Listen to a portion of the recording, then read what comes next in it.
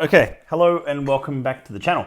My name's Matt Bailey. I'm the National Ambassador for the Scotch Malt Whisky Society, and I'm really glad to be able to fit a live in tonight. I'm sorry I'm running a bit late. I knew I was going to be late tonight. So it's 8:30 on a Sunday night, and I'm here to talk to you tonight about wood, about barrels, about casks, about all those things that you wanted to know about. We're going to keep it fairly rudimentary, keep it fairly sort of basic tonight, but I want to talk about casks. Specifically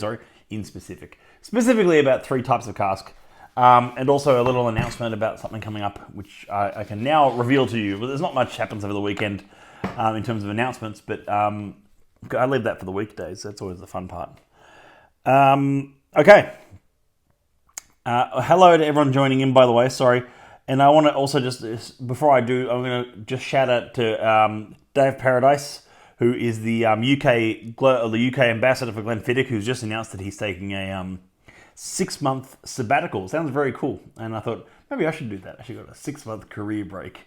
Anyway, good on him. Good on him. That's a really cool... he's taking a 6 months out just to travel and catch his breath, because he's probably one of the busiest ambassadors I know for... And so he's that's really cool. Good on you, Dave.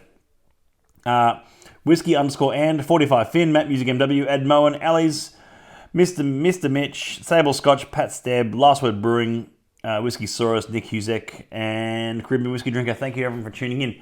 I want to start by talking about a bit about wood and about 3 different particular cask sizes. So when I say the word cask, a cask is sort of a catch-all term for the wooden vessel, the oak vessel that matures spirit. But sometimes you can often incorrectly hear some people say whiskey barrels. It's like, oh, whiskey barrels. It's like, that's the catch-all. Yes, the barrel is the most common form of whiskey maturation, but it's only one type, and it specifies a certain size. So, the barrel is considered the gold standard for Scotch whiskey maturation. So they're always barrels are made from charred American white oak, generally imported into Scotland by the way of bourbon distillers in America. And they're generally sent flat packed, and with the heads and the staves and the rings all sent over, because you don't want to ship empty air. It's a waste of space on a shipping container. And then and they're roughly about 200 liters in size. So whenever we talk about the sizes of casks, the cask size is actually, it moves around a fair bit. So when I say roughly, it is always roughly. So I'm not going to say that each time. But a bourbon barrel is generally roughly 200 litres. I just said it again. So as a general rule of thumb, to know with casks as well, is that the smaller the barrel, smaller the cask, the higher surface ratio there is of spirit to oak. So that means it generally matures whiskey a bit faster. Now, there is a limit to this, as in like the smaller the cask you get, the more it becomes, what's the word for it?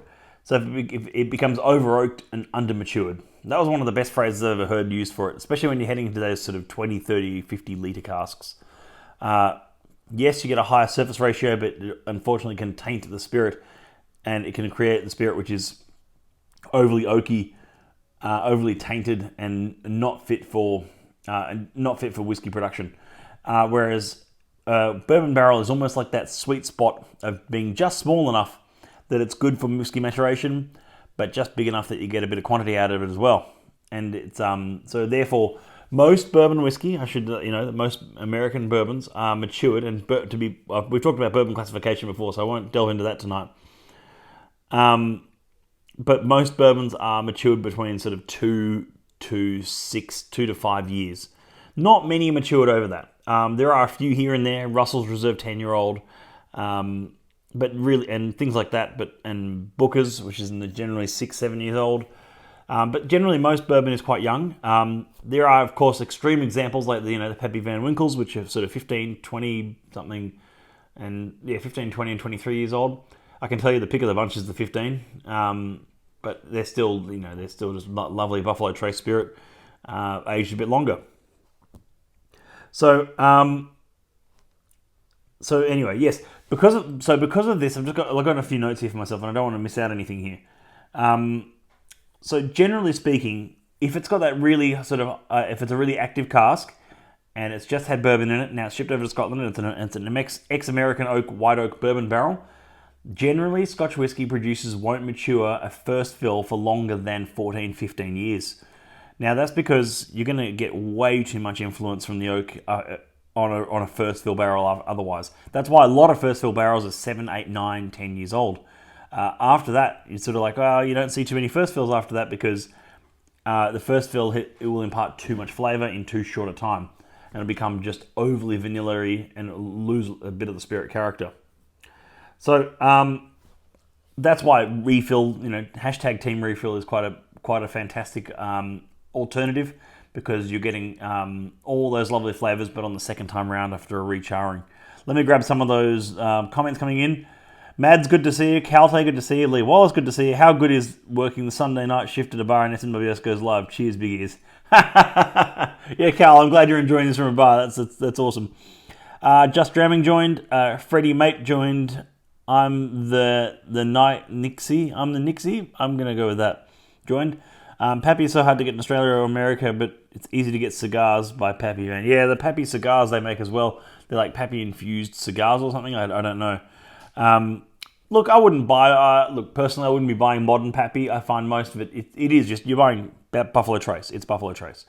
It is well-aged Buffalo Trace. Don't get me wrong, and it is a lovely spirit. However, quite honestly, the 15 at cask strength, the 15 they bottle at about 53.5% or something, is a lovely whiskey.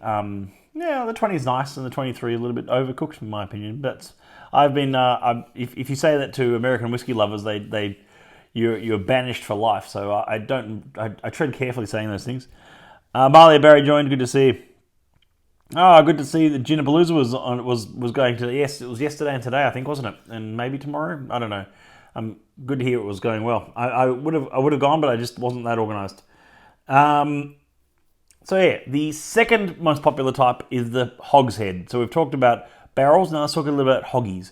Hogsheads, or hoggies for short, are the second most popular type of cask used in Scotland. Maybe sometimes the first most popular, but it moves around a lot.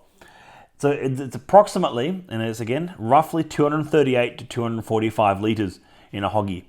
Now, how do they get to that size? It's basically just by, it's the bourbon barrels broken down that come over from America, and then they just add additional staves to the cask. So they're not really any longer hoggies. They're just bigger, and the Scots are historically notoriously cheap. So if you can extend the lifespan of a cask and actually get more litres of spirit out of it for very little cost, for a cask that has to be recoopered anyway, so when the barrels are coming in flat packed and they have to be recoopered at a cooperage, and in many cases in Scotland that might be the Space Oak cooperage because that's the biggest, they're getting those they're getting an extra couple of staves and widening the cask out, and it widens out from 200 to 238 litres, thus making it a hogshead.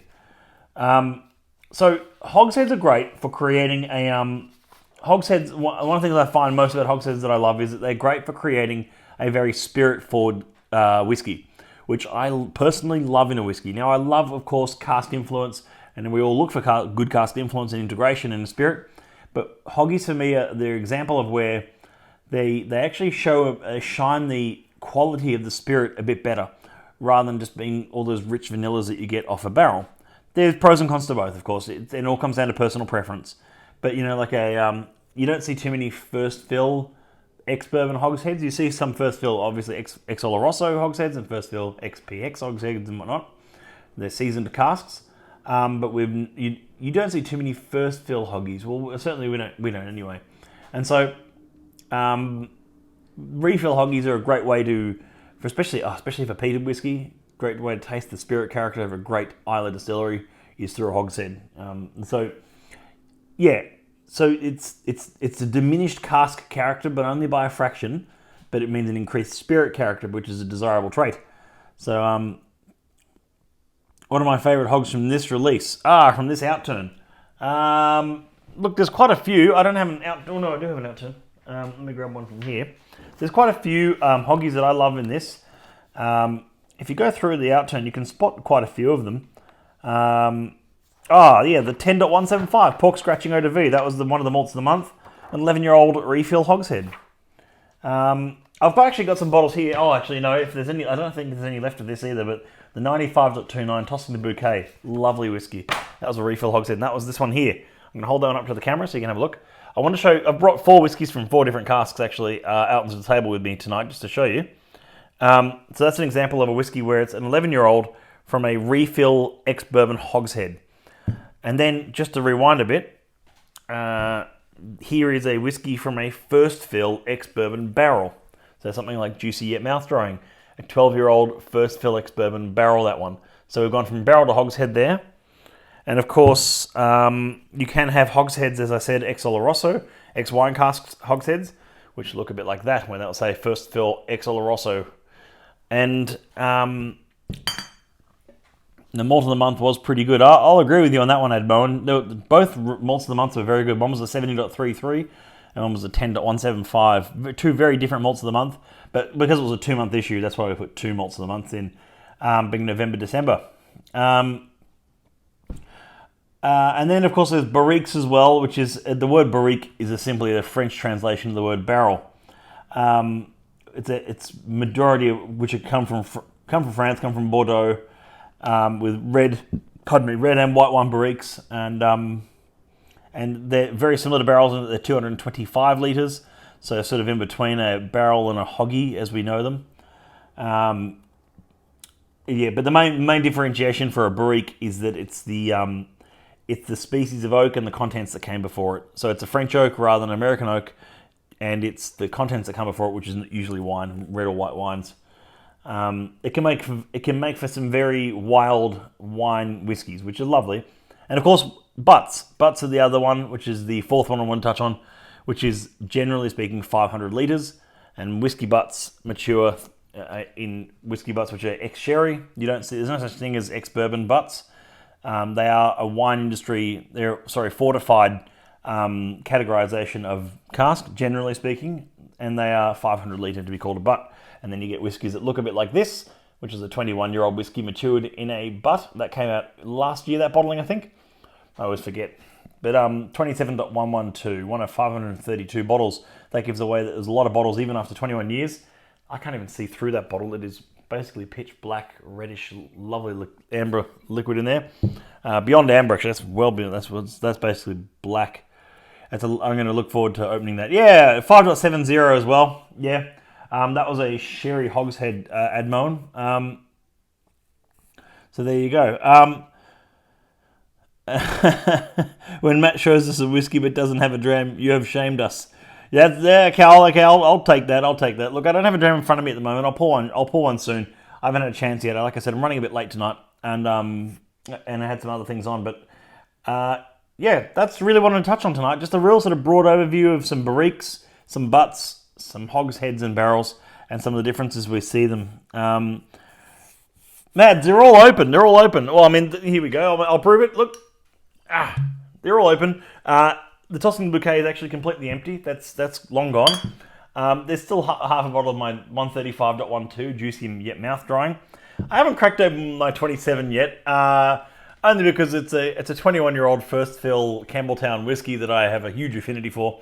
I think a lot of whiskey nerds have an affinity for this distillery, and I'm opening this one on a special occasion, I think, because I've got, like I say, this. Actually, look, there's a longer story about this, which I might actually go into when I open it for the live stream. I had a lot to do with this particular cask and the fact that the society bottled it. So there's a cool story behind that, and how it came about and how I got to work on this, work on the name of it, work on the flavour of it, and just finally get it bottled, which is really fantastic. And so I've got one for myself, which is sort of my bit of a rainy day bottle. This one, sort of maybe a special occasion, or sort of maybe celebrating 5 years with the society or 10 years with the society or something.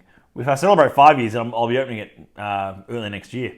But if I celebrate 10, I'll have to wait a bit. But I don't think I want to wait 10 years to open that one, or another 5, I should say. But let me grab some questions here. The 27. Yes. Do you have many whiskies that are not open? Admoan asks. Look, Admoan, I have some. Yeah, I do. I'm sort of looking at them now. There's a whole bunch on my shelves which are behind me. In front of me, behind the camera. There's some things which are sort of like complete sets of things, and there was a 12 bottle set of from some distillery that I was interested in at the time. And sometimes there's two categories of unopened bottles I have. Honestly, there's sort of rarities and things which I'm saving for a special occasion, and then there's bottles of things where I've been sent one or I've picked one up somewhere and I just honestly haven't had a chance to even crack it and drink it yet. You've got to actually have the space on the drinking shelf and in the cupboard to even quantify that. And I think my whiskey consumption is already pretty high. So I was sort of saying, sometimes I like to, stash them away for a rainy day kind of thing. And every so often I'll be cleaning out a cupboard and I'll go, I forgot I had that, and open it up. And that's kind of fun. That's the kind of fun of it. Yes, I do have enough whiskies now that I lose track of what I've got sometimes. That is true. I forget what I've bought. And in my role, I'm very, very graciously sometimes sent samples and bottles of new releases from distilleries. Australian distilleries send me a bit here and there, which is always fun, of new releases that they are asking for my critique, my input, my feedback on, which we greatly appreciate. And then, and I often provide that feedback either through tasting notes or through sort of like consultation sometimes in the past, not so much recently. And that's kind of the fun of it. It's like, look at her face, says it all. I don't know what that means, but I'll take your word for it, Ad. There's a few things back there that I, and behind me as well, actually, to my lower right, there's maybe another, few bottles, 40 something, maybe 50, I don't know. And they're mostly things that's mostly new releases down there of things that I've picked up from recent How It Turns It again. I haven't had a chance to even pass my nose yet, which is that's okay. That sometimes happens. Maybe you should flip that gold label bottle. Gold label. Oh, the spray painted one, Cal. Yes, Cal's kind of referencing the fact that Andrew posted an article on his Whiskey and Wisdom. Andrew Durbidge, our cellar master, who I want to thank again, by the way, for covering the live stream last week. That was really great. And he posted an article recently about I think this morning, about flippers when he wants to rename them to whiskey scalpers. If you want my opinion on this, I think he was bang on the money. I always think he is often. There's only one or two things he's written that I've disagreed with. And I've told him as such. I mean, it doesn't matter. It's okay to disagree. It's just like we have differing opinions on these things. But I really agreed with him on this one this morning because it was sort of like, I say there's three categories. There's a whiskey collector. Three categories of whiskey collector. There's those who collect to drink, and they buy it and they go, I'm going to open that next week. I'm going to open that next hour. I'm going to open that next year, and they stand by that and they say, I'm going to collect to drink. That's, I think, the category I like to put myself in. I buy whiskies and distilleries and casks and releases from distilleries and single casks through the society for myself of ones that I've either tasted and want to drink, or I haven't tasted, but I know that I have an affinity for that flavor profile, or in some cases that code for that distillery. The second category of whiskey collectors are often ones who buy and then collect. They never have a date of when they're going to open any of them. They're not really thinking about opening them. They're just collecting them. It's the joy of collecting. And there was recently an article I saw about some guy in Indonesia or something who's has just took the Guinness World Record for the most valuable whiskey collection on Earth. I think it was Indonesia. It was. I remember being a bit surprised about his location in many ways. You almost expected the world's biggest whiskey collector to be in like Shanghai or in Taiwan or in the US somewhere, but in this case it was in Indonesia, and he said he's not drinking any of them, and he had no plans to, but he's not selling them. No way at all. He said would he ever sell any of those whiskies that he owns, and he owns some really astonishing pieces of liquid history. For him, it's like collecting art. It's like pieces of art on the wall for him, and that's fine. I have no problem with that either. But it's the third category of people who buy for the intent of flipping, the intent of scalping pricing out of it. Those people I just don't have a whole lot of time for. And there was some heated discussion on a thread from Andrew about all this stuff, about collecting versus flipping. And and it was just sort of I don't know. It was. I'm sort of on the fence about some of that part of it. I'm quite against it, to be honest. I'm kind of like, if you're buying 12 bottles of something that you have no interest in drinking or sharing or anything, and you're only buying them because you know there's limited supply of them so you can sell them, then I don't really like that. That's not what whiskey's about. Yes, on a sort of, free market, libertarian kind of standpoint, it's your private property. You've purchased it. You've made the punt on it, and you can sell it if you want to.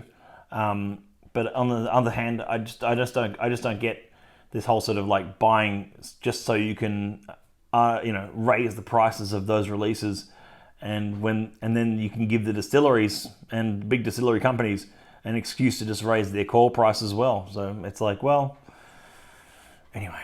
So that's my take on it. I collect a drink and enjoy responsibly. Kathleen, just like a pro. You're a pro. Don't worry. We must drive them out of society. Hot dog extravaganza, I don't know if it means society as a whole or the society, as in SMWS, but I can tell you right now, hot dog, we don't have, I'm pretty sure we don't have any flippers, nor not like serial flippers at the society. I keep fairly close tabs on what's being sold at both local auction, international auction, but also, what's being flipped in Facebook groups and whiskey exchange pages and stuff where people are like selling bottles and stuff. You almost never see society bottles come up in those pages. Even the ones that are, have got crazy resale value. It's just like, I'm kind of glad that they're not. So it's, in most cases, I'm hoping that they're just being shared around and enjoyed. And Susie's pretty savvy with these things. If she's, that's why we often have things like limit one per member on some desirable bottlings and things like that. And I think that's really good. And it gives everyone a chance to get it as well, which is great. Off the planet. Sable Scotch asks, what's one of the jewels in your collection, Matt? Sable Scotch, you've inspired me in that comment alone, in that question alone, to perhaps show you. Actually, maybe we'll do that tomorrow night instead of a rant. It'll be a positive spin tomorrow night, and I'll show you maybe 3 or 4 bottles from my collection or something like that. Or maybe I can take the camera around and do a tour of some of them or something. I don't know. But I'll show you some of the bottlings in my collection, which are maybe I think are jewels in my collection, if you like. Ones which are they might be rare, they might be old, but they might not be. They might be just sort of what do you say, like important to me, and ones that I've still got probably unopened, which are important to me, and I want to share them at the right time, kind of thing. And when is the right time is always a good question, but still. And so yeah, I'll pull them out and we'll do that for the stream tomorrow night. I'm going to make myself a note of that. And as always, I never have a pen on this table because what have I got on the table? I've got some outturns, I've got some whiskey, and I've got a laser pointer. So unless I can actually write it in, burn it into the paper, I'm not going to remember. So now what I'll do is I'll write a note as soon as I finish this stream, and we'll do that tomorrow night. That'll be fun. A collection tour would be cool. Yeah. Yeah, guys, Kathleen and Hot Dog, I'm very reluctant to do that, as most whiskey collectors are, because you don't know who's watching, and suddenly your address gets out, or la-di-da, and it's sort of like it sort of opens an opportunity for theft, and I'm not really big on that. So I think I'll just pull out some bottles which I quite like, and I'll show you which ones which have meaning to me. And like I say, they might not be old or rare, they might be as well, but it'll just be ones which have a time and place or a special moment for me as well. So let's do that tomorrow night. That'll be fun. I might do a bit of a tour collection, but it's not really that big. It's just a few things that I've got here that I keep in the office, and I keep some in here and some off-site, and then that's it. So that's all, and that's all I've got for tonight. Thank you so much for tuning in. Just a nice 25-ish minute live stream talking about all the good things to do with casks, talking about the differences between barrels, hoggies, butts, and barriques. Just the surface level stuff tonight. I could talk about it for hours, but let's not do that right now. And what we'll do is I'll show you a bit of some bottles that are special to me tomorrow night, and I want to hear what yours are as well. If you're watching on Instagram, or if you've jumped in a bit later on in the stream, you can watch up in the wait, up here, yes. You can watch up there for the on the stories tab on Instagram. If you go through our stories and just watch live, or I think flick between story and live, or you can watch this on YouTube, which I encourage you to please subscribe and click the notification bell so you don't miss out on any videos. Thank you so much, and I'll see you all tomorrow night. Cheers.